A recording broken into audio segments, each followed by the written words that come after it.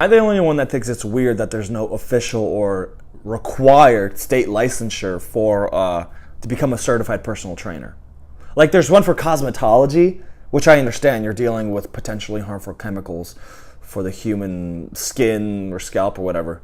But this is kind of different. Like, hey, this person's entrusting me with their body, and they're going to be performing potentially dangerous modes of exercise that could be weighted in through an effective range of motion. No one thinks that's...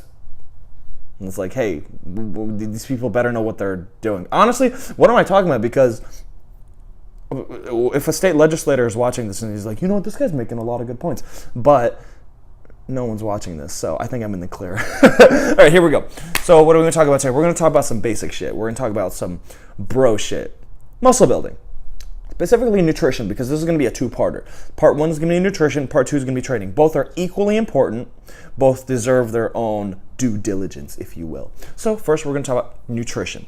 So what is going to be the main driver of whether you put mass... No, before I get into this, let's for the sake of argument say that everybody watching this video, everybody involved in this debate or discussion, if you will, is training. Everybody here is training, okay? Everybody's going to the gym 3 to 4, 5 or whatever times per day, and they're lifting weight, they're doing some cardio or whatever. They are training. Everybody here is training. So let's just get that out of the way. And this is mainly for novices too. This isn't for the intermediate or the advanced bodybuilder looking for his pro card. Okay, this is for novices just trying to get into the game of packing on mass. Now, disclaimer: if you were coming to me and you were a client of mine, I would probably start you off with something like 5x5, like strongest 5x5 squat, 5x5 bench press, 1x5 deadlift. But for the sake of specificity, we're just going to talk about muscle building in general, muscle building training routines. Okay, so what is going to be the main driver of whether or not you are going to put on mass or put on lean body mass or gain weight? Caloric surplus. Now, in the past video, I explained caloric surplus, maintenance, deficit, what have you.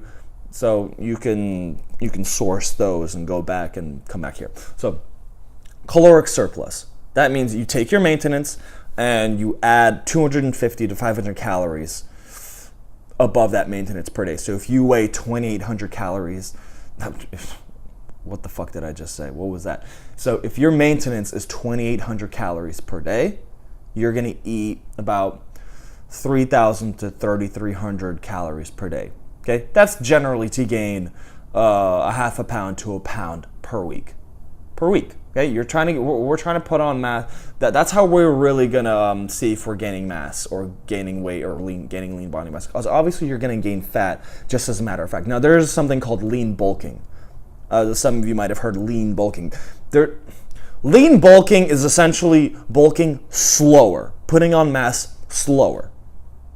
Because the old ways was, just eat 1,000 to whatever, just eat 1,000 calories above your maintenance. Yeah, you're gonna get fat, but you're gonna get jacked, and then later on you're gonna go into caloric deficit and cut all that fat off, and then you're gonna show your chiseled Adonis-like physique underneath. Recently, that's kind of been like not refuted, but swayed against, because when you gain a bunch of body fat and with that lean body mass and muscle in general, once you have to cut or remove all that body fat, you lose some lean body mass in that process, just as a matter of fact, because your body's essentially eating itself. So lean bulking came along, it's like, hey, why don't we just do it a little bit slower, because everybody's rate of body fat gain and lean body mass gain is different. Okay, now I'm getting a little bit too complicated, but so I'm just gonna go. Remember, this is basic bitch shit, so I'm gonna go by generalities. So caloric surplus. Now, most people don't want to track calories. I used to be in that camp too. Like 4 or 5 years ago, I was like, I will never in my life track calories because that is stupid. I'm not that into this game. I mean, and then eventually I was just like, all right, I'm getting really serious with this, so I should probably track my shit, you know? And to this day, I can go back 3 or 4 years and see what I ate on this day 3 or 4 years ago. Not because I have to, but it's habitual at this point. It would be weird if I didn't. Also, I like to be in control of what I eat. But I know there are a lot of people that don't like tracking calories because not only they don't have time, but they're probably lazy too. And they think it's stupid. And I completely understand. So, if you don't want to track calories and you don't want to track what you eat, at least for the sake of your being and my being and your goals, please at least track your protein intake. At least. Because that's going to be the second biggest driver nutritionally of whether or not you gain lean body mass. You can be in a caloric surplus, but if you're not eating enough protein, you're just not going to see results as far as the mirror. And it's like you may gain body, like some muscle, but it's not going to be as much as you could if you ate enough protein. So how much is enough protein? 1 gram per pound of body weight that you have. So if you are a 150-pound male, you would need to eat 150 grams of protein per day. Okay?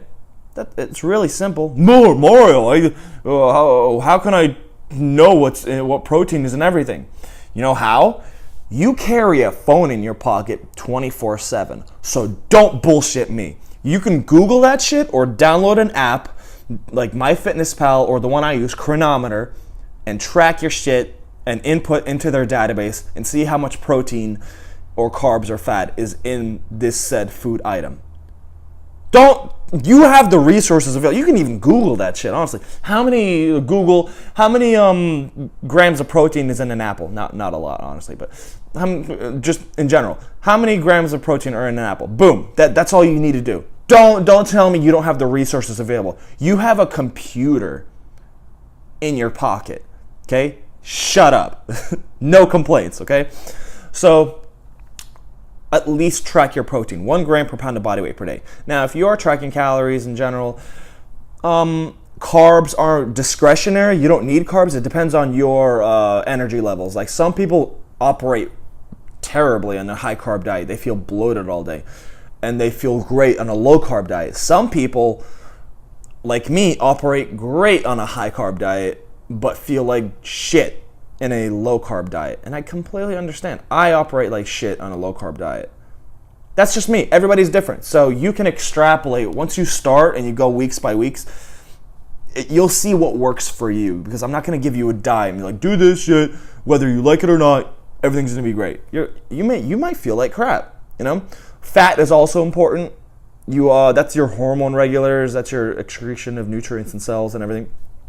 You want that, because it's a denser calorie per gram, you want 0.5 grams of fat per day. So if you weigh 180 pounds, you need to eat 90 grams of fat per day. Okay?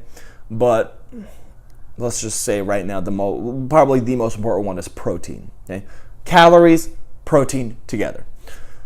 So how are you really going to track progress? Now, I like to go by the mirror.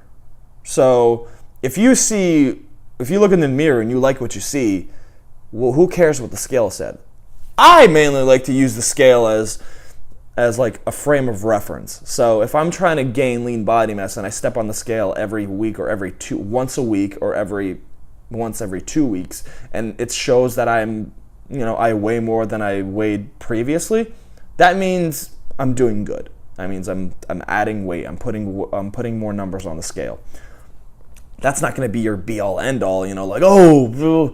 Now, if your weight is the same or going down, and you claim, like, oh, I'm in a caloric surplus, but I'm not gaining any weight. By definition, you are not in a caloric surplus because you're not gaining weight. What does that mean? You need to eat more, which is why I recommend you track your calories, you track your food. If you want to track your food, download MyFitnessPal. It's universally the one that's used the most. Or Chronometer, which is the one that I use, but I think you have to pay for it. Oh well. So, what have we talked about so far? The most important driver is going to be calories as far as gaining weight. Because remember, we're for the sake of argument, everybody here is already training. Okay, so calories, protein. Calories surplus, really, and other macronutrients. You don't have to worry about micronutrients right now because remember, you're a noob. You're just trying to put on some size. You're just trying to get some newbie gains, So you need to eat enough. Okay, let's talk about quality of food. I wasn't going to talk about this, but whatever. Let's be competent adults here, okay? I'm not saying you should go out and eat cakes and pies and processed foods and, all that jazz. You can, but have a healthy understanding of how much you're eating. So, of that food. So I would recommend you be focused around whole foods. So I'm going to give you a food list off the top of my head of what you should eat. Okay? Because everybody asks, what should I eat? Do you offer meal plans? Your meal plan is whatever is available to you. That's your meal plan. Okay? So, but I'm going to give you just a food list off the top of my head. Chicken, rice, white rice or brown rice. That's up to you. All sorts of vegetables, like especially avocados, fruits are fantastic. Those are pretty obvious. Vegetables and fruits. Wow, you're really breaking barriers, Mario. You're like, fuck you. Peanut butter's awesome. Nuts in general. Milk. Oh, milk is a lifesaver. Milk is great. Liquid calories. And it has everything. Milk has everything you need. Protein, carbs, and fat. Everything. Milk is fantastic. Eggs are great. Pork, bacon, whatever, meats in general, steak, beef, whatever. Just whole foods, calorie-dense foods. Now, you can supplement, like, protein powder. Those help a lot in filling out your calories and your protein intake. You don't need it, though. Like, I went over this in my supplement video, but you don't need it, okay? So, you can eat things like pies and cakes and stuff. But be aware that you shouldn't eat that every single day or for most of your day, okay? So don't message me like, oh, this guy said I could eat all these cakes and pies and I'll be fine, I'll gain mass, but I got really fat. That's your fault. You know why? Because you're a dumbass. You misconstrued my words and you went, oh, he says I can eat some, now I'm going to eat a lot. Like, God damn it, that is not what I meant. Okay, so what do we talk about? We talked about caloric surplus, very important. Tracking your protein intake, very, very important. Quality of food is important. We want nutrient-dense foods and calorie and nutrient-dense foods. And please be competent with your food intake. So the next video is going to be talking about the training. Now, again, if I were training you, do 5x5. 5x5 squat, 5x5 bench press, and 1x5 deadlift. That's to give you a base, but I'm going to give you a general muscle building base template routine for you to take and extrapolate from, okay? So until the next video.